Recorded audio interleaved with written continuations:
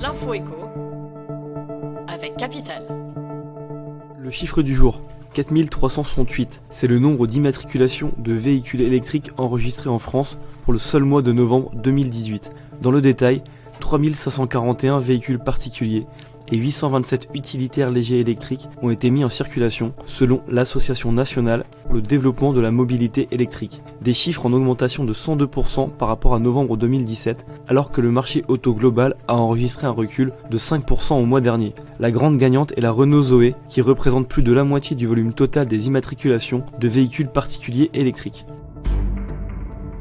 Le coup de gueule du jour est poussé par les professionnels du secteur de l'automobile. Il est justement en lien avec l'essor du marché électrique.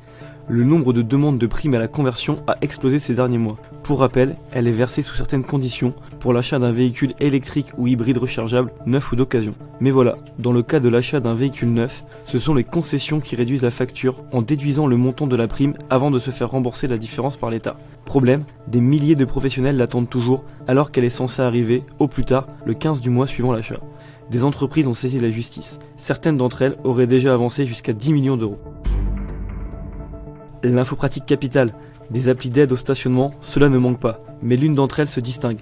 Il s'agit de YesPark, créé en 2014. Les deux ingénieurs à l'origine du projet proposent, à la location mensuelle, des places de parking vacantes chez les bailleurs sociaux. Il suffit à l'abonné de présenter son smartphone devant un boîtier pour entrer dans le parking et bénéficier de sa réservation. Les tarifs varient de 20 à 190 euros par mois, en fonction des 300 villes où le service est disponible. YesPark se rémunère en prélevant une commission sur les locations enregistrées. Le service compte doubler son offre actuelle de 25 000 parkings. On termine avec Carlos Ghosn. Alors que le PDG de Renault a été arrêté le 19 novembre dernier au Japon pour soupçon de fraude fiscale, on apprend aujourd'hui qu'il projetait de destituer le directeur général de Nissan.